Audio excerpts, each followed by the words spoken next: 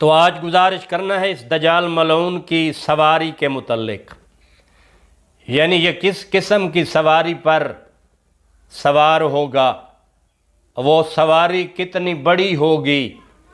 لکھتے ہیں کہ یہ ایک گدھے پر سوار ہوگا جو ابلک رنگ کا ہوگا، اس کے دونوں کانوں کے درمیان 40 میل کا فاصلہ ہوگا۔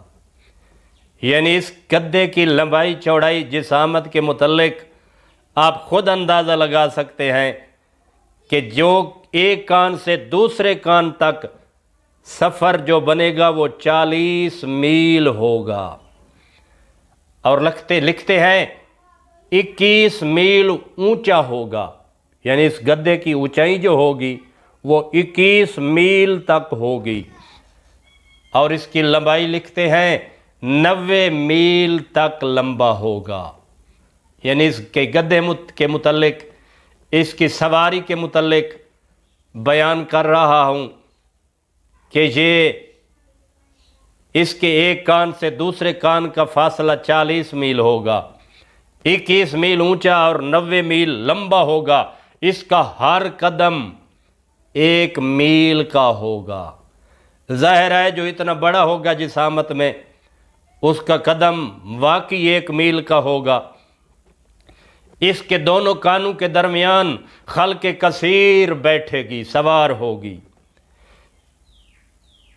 اس کے بالوں سے ہر قسم کے باجوں کی آواز آئے گی، یعنی جب یہ سفر کرے گا، جب یہ چلے گا تو اس کے جسم پہ جو بال ہوں گے اس سے ہر قسم کے باجوں، ساز، لاہ و لاب کی آواز آئے گی۔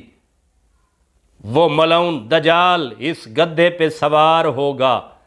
سواری کے بعد جب وہ روانہ ہوگا، لکھتے ہیں اس کے دہنی طرف ایک پہاڑ ہوگا جس میں نہریں، میوہ جات اور ہر قسم کی نعمتیں ہوں گی، اور بائیں جانب ایک پہاڑ ہوگا جس میں ہر قسم کے سانپ، بچھو اور تکلیف دینے والی مختلف قسم کی جنسیں ہوں گی۔